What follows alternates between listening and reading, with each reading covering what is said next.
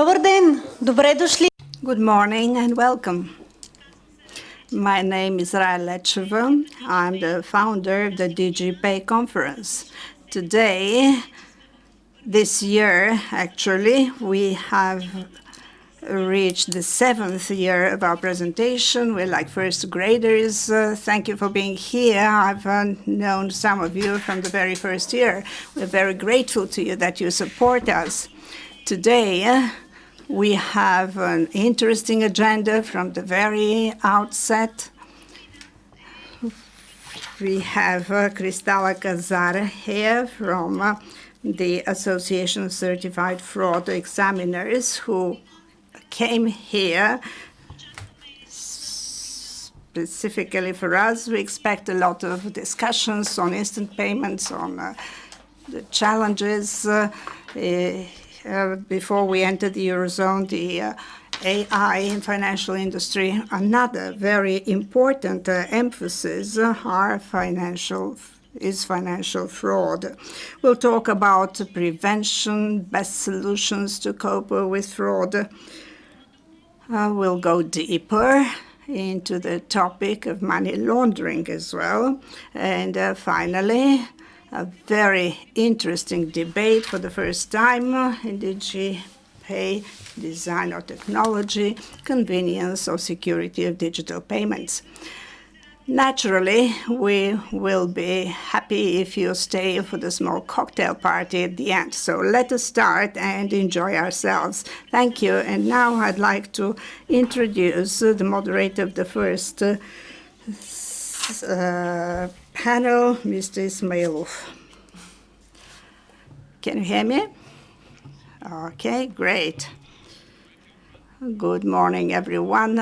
I'm happy to see so many faces, some of them familiar, others unfamiliar. I'm very happy that the topic of digital payments has generated such interest. In the opening panel, we have 4 professionals. I expect them to set the context for the follow-up discussions on the agenda. By way of a start, I'd like to say that I've always thought that if we want to have a working and effective payment system, one of the most important factors is that the government institutions should work in line with the rest of the participants in the ecosystem. In recent years, while I was on the side of fintech, I noticed that there was this development in the National Bank. And I'm very happy that we have as our first speaker, Mr. Yosif Yosifov, who is advisor to the banking department, head of the Bulgarian National Bank.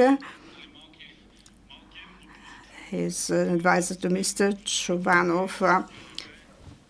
We have some experience with him during my stay there.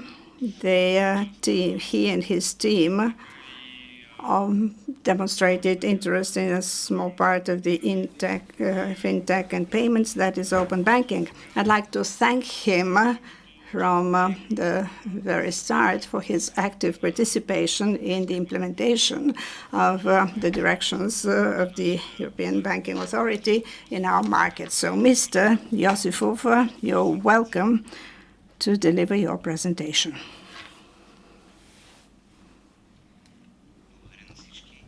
Thank you, everyone. Dear ladies and gentlemen, dear friends, first and foremost, I'd like to extend my gratitude to the organizers for the invitation. It is my pleasure and honor to participate in this conference. I believe that it will contribute both to the overall functioning of the business and for the better awareness of the end users and their protection against fraud. The topics included in the agenda are very important and up-to-date in the payments area. I'd like to start with the dynamic development of the payment market in this country in recent years. And on the whole, the financial sector in Bulgaria and Europe is one of the areas where innovations are most fastly developing, and they influence the services provided. The digitalization of processes and products results in diverse payment instruments and technologies which are used by all market players. The development of payment services in Bulgaria is characterized by positive evolution. According to the official data of the payment statistic of the Bulgarian National Bank, there is a stable trend of growing of the major indices in the payment services in this country, particularly those provided electronically. In the first 6 months of 2024, the payment system BORICA processed 171 million payment operations through ATMs and POS. 16 billion level is the value. According to the first half of 2023, there is over 19% by number. In the first 6 months of 2024, in the BISERA payment system, 60.7 million payments are made at a total value of almost 224,000 level. The processed payments have grown by 15% in number and 72.1% by value. The number of the instant credit transfers in level, separate credit instant scheme. This is the instant payment, European instant payment system. So it is 10 million, total value 15.7 billion level. The large payments system T2, Target 2, provides settlement in real time in the central bank. It is part of the consolidated platform for target services of the Eurosystem, which brings together on a technical and functional level the payment system T2, the settlement system for securities, and the service for instant transfer payments tips. From a legal point of view, every central bank in target is the operator of its own systems and components. The Bulgarian National Bank operates the target BNB and is in charge of the coordination with the other central banks. As of the 30th of June this year, the national systems component included BNB, 18 banks, and 7 big addresses, and the BISERA auxiliary system for servicing customer payments in BISERA. From the 3rd of June 2024, the BISERA payment system has used a prepaid settlement model, which steps up the settlement of the transactions and reduces this systematic risk. So we are preparing for joining the Eurozone. We try to preserve the competitiveness of the system after the adoption of the euro. On the 9th of July, the BNB participated in the Step 2 system and in the BISERA system operated by BORICA AD. Thus, we have full accessibility of the banks to the BISERA. They are accessible through Step 2. They can order customer payments up to 4,400 participants. So we continue the work on the accession of other banks as well. During the first 6 months of 2024, the target BNB, we have 161,000 payments, the total value of over 432 million. And the customer payments have a value of over 10 billion, so there is an increase of 11.3% in the total number and a reduction of 0.01% in the total value of the payments processed compared to the first 6 months of 2023. The development of payment services in Europe is effectively regulated and facilitated by the policies of the European national regulators. Regarding the plans for the application on national level regarding the new legislation, I can say that the licensing of payment agencies and the registration of the service providers are regulated by the Payment Systems Act and its regulations. On the 19th of March 2024, the official journal of EU published Regulation 2024-882 regarding the payment services and systems. It includes amendments that seek to stimulate the use of instant payments in euro and a reduction of the limitation of the participation of non-banking financial institutions. The purpose is to ensure equal ground feel between these participants and banks. The amendments in Directive 98/26 and Directive 23/56 is the 9th of April. According to the requirements of the regulation, the PSPs whose currency is not euro have to start using the instant payment services on the 9th of February 2027. So the service of sending instant credit payments in euro should be effective until the 12th of July 2027. So we have prepared a bill for amending Article 146 in our law for eliminating the limitation for non-banking financial services, including those operated by the Bulgarian National Bank. We already see the favorable effect of these processes on the improvement of conditions for banking in Bulgaria. As a result of the efforts, as mentioned, we hope that by the end of this year we will finalize all linked projects to the adoption of the euro in Bulgaria and to congratulate ourselves as soon as possible as part of the big EU family. The development of the payment market in this country in Europe is inspired by the new technology and supported by the European regulations in favor of users. The measures of introducing the euro will align our operations with those in the EU. A lot of new and comfortable financial products are looming large. Thank you very much. I wish productive work of all participants in today's conference.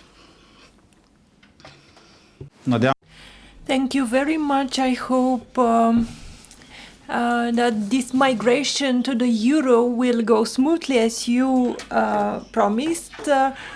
The second guest will show a more interesting, innovative side of the payment ecosystem, which works with the entrepreneurs. I have a lot of questions to Mr. Vocev. Our next guest is Valery Vocev, chairman of the Bulgarian FinTech Association and co-founder of one of the first FinTech companies, Paynetics, in Bulgaria. Please, you have the floor. I will be curious to hear a realistic assessment to what extent fintech is a functional system and what are the obstacles to its operation in our payment system. I will be, for us it's very important when we have representatives of fintechs that are already on the stock exchange, so they're public companies, listed companies. Thank you very much, welcome. Good morning. I'm very happy to see so many familiar faces, and I see some unknown people. So we see this trend across the FinTech Association. The sector is very dynamic. A lot of new companies emerge. Raya said our conference has been organized for 7 years, and our FinTech Association was set up 7 years ago. For those 7 years, we saw a lot of progress. Over 170 FinTech companies operate in the country. Over 2.5 billion is the turnover of the sector, and 12,000 people work for this sector, which means it is becoming quite important. It will develop even more dynamically in future, and as I see new faces here, I can say this will happen. What happens in the ecosystem in terms of payments? These are companies which generate highest revenue and have a lot of people, but the number of companies is not so high.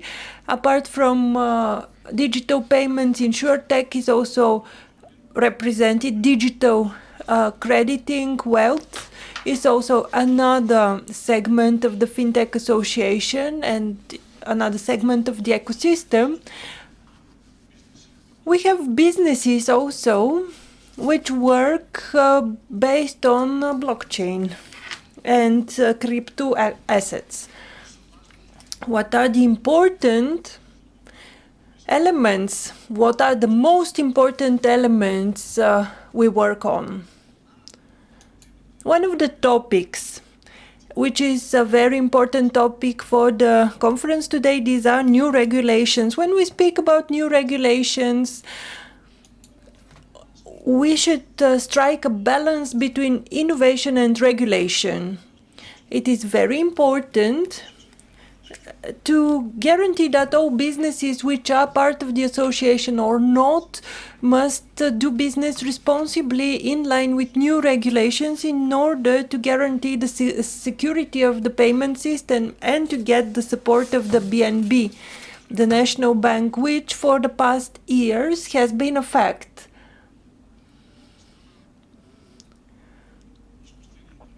In the field of AI, we see a lot of shake-up in our sector. The FinTech Association started organizing AI-centered events with a lot of attendees. Some of our members wanted us to organize additional sessions. We invited experts in this field, and we plan to develop that further and to help our members join this trend. Another very important topic, going back to regulation, is related to novelties and new challenges for businesses in the face of new money laundering, anti-money laundering measures. So we are organizing another event at the FinTech Association. At the end of the month, we will invite experts in AML.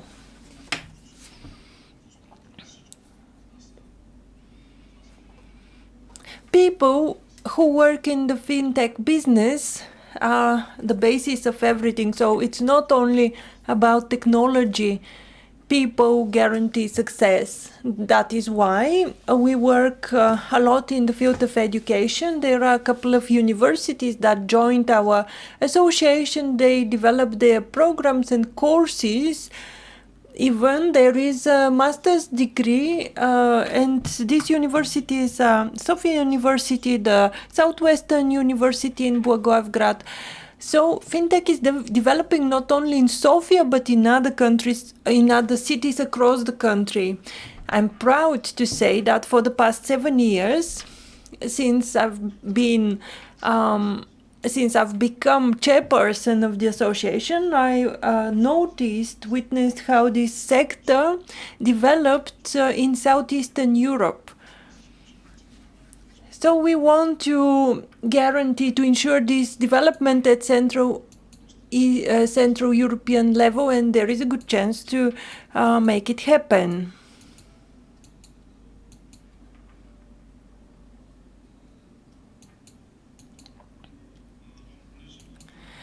As we have plenty of time, if you have questions to Mr. Vouchev, you have the chance to ask them.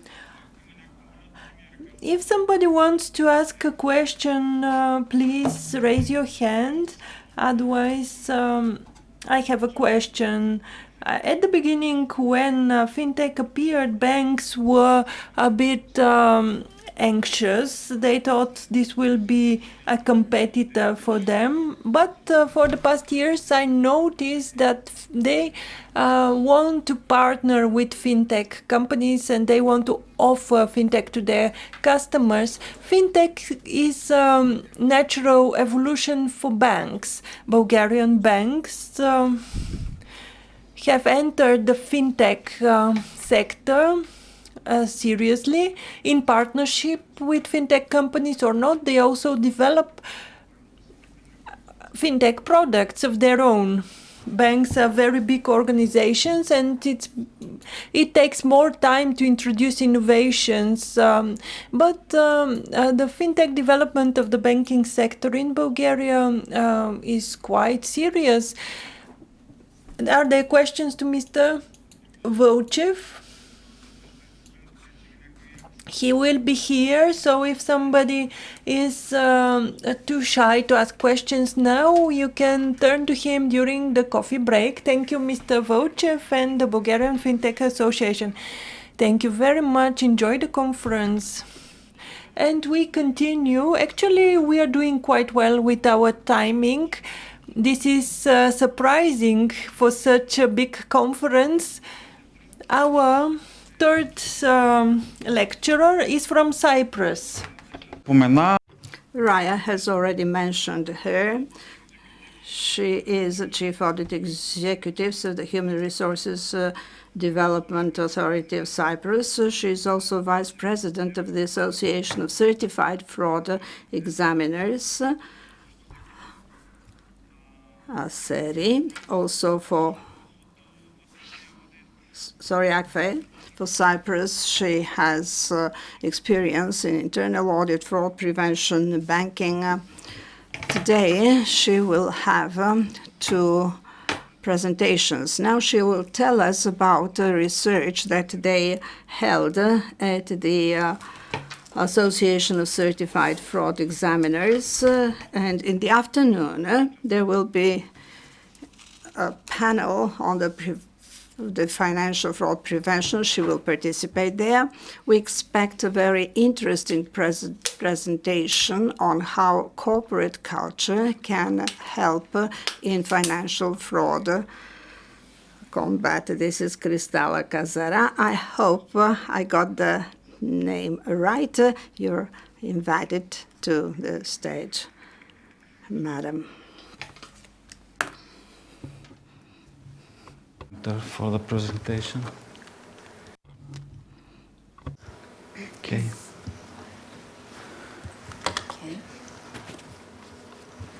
Good morning to all. Excited to be here today. Thank you, DigiPay and ACFE Bulgaria, for the invitation and for the excellent organization of this conference. I will share some information about the report to the nations, a survey conducted annually by the Association of Certified Fraud Examiners on occupational fraud. The Association of Certified Fraud Examiners is the world's largest anti-fraud organization, reducing fraud and corruption worldwide. It has more than 90,000 members and 200 chapters. The 2024 survey included 1,921 cases of occupational fraud from 138 different countries and covered all main regions. This diagram indicates that the number of cases by country in Eastern Europe. We can see that Bulgaria has participated in the survey with 7 cases. Now, let's go over some key findings from the survey. It is estimated that organizations lose more than 5% of revenue to fraud every year. Total financial losses only from these 1,921 cases were more than $3.1 billion with an average loss of $1,662,000 per case. Occupational fraud has 3 different categories: asset misappropriation, corruption, and financial statement fraud. Asset misappropriation is the most common type of occupational fraud with less cost than corruption, which comes second in number of cases compared to financial statement fraud, which has the least cases but is the most costly of all 3.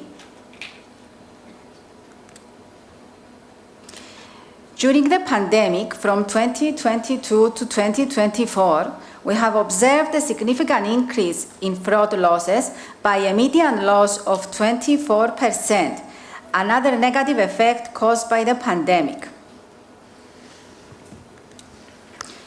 Now, as you can see from this table, the highest increase, 33%, concerned corruption, followed by financial statement fraud, which increased by 29%. This can be explained by staff reduction and the adoption of remote working during the pandemic, which greatly compromised the internal controls system of organizations and increased corruption.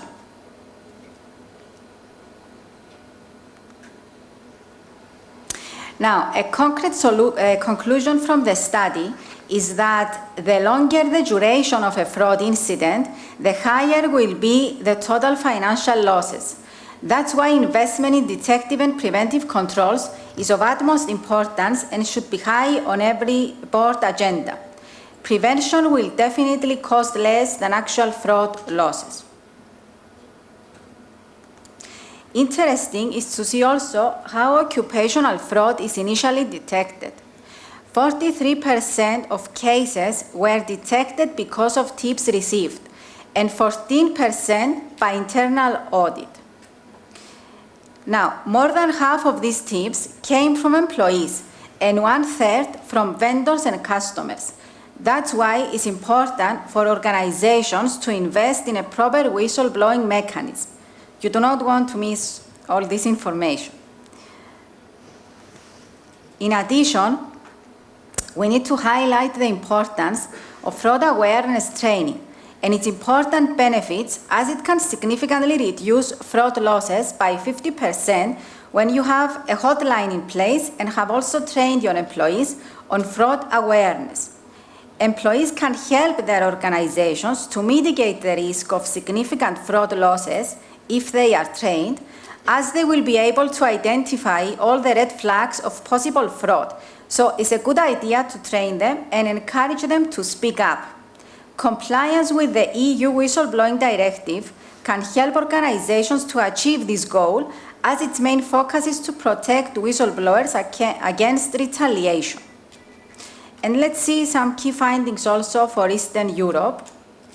The most common occupational fraud scheme is corruption, by 71% compared to 48% worldwide. It seems that there is a lot of work to be done to decrease corruption in our region.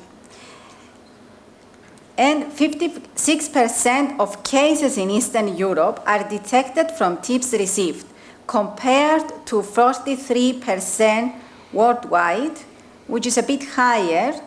And okay, it seems that we are on a good track, maybe. Thank you. Thank you. Crystal? I will ask for questions from the audience. Имаме ли въпроси към Кристала? See, are there questions to Cristalla? It's a very specific question. 5%, if I'm not wrong, from the revenue of the organizations are under fraud. Yes, it's estimated, and also, I mean, this survey is conducted for many years now, and we always get similar results. 5% of organizations' revenue is lost because of fraud. And this is occupational or overall fraud? It's on occupational. Only occupational Yeah, fraud. only occupational. These numbers Imagine the rest. Yeah. And I have one question. There is again another number stating that 50% of these losses can be prevented through training. Yes. Do you have any insights about our region?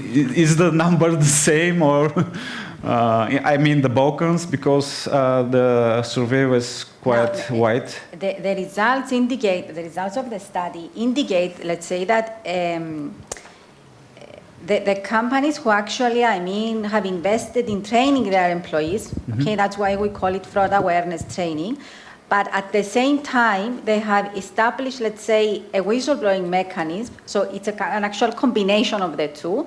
They have successfully managed to decrease the fraud risk and actual fraud by 50%. So, I mean, there is a lot of dynamic there, actually. But it's always a matter of investment. Yeah, at the end, the human is on the both sides, gaining fraud and preventing the fraud. Yes, yes. Okay, thank you. Да благодарим на Кристала за презентацията. Рая, ще помоля само да ми сигнали. Thank you, Cristalla. Do you have, is Eric online? Eric Ducoulombier. Our fourth guest, Eric Ducoulombier from the European Commission, but we have some technical issues at the moment. So, Raya, we suggest we have a 5 or 10-minute break before we start the next panel. I can't hear you, though.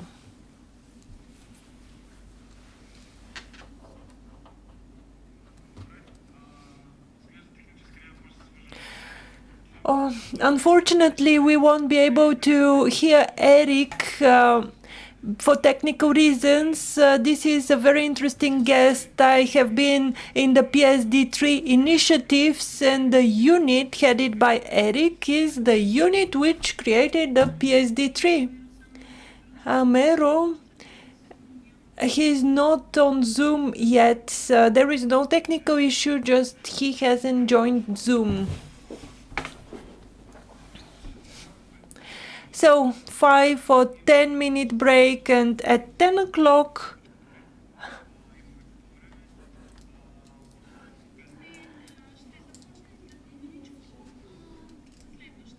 so we continue in a while with the next panel until Eric joins, and he will close the next panel. Thank you.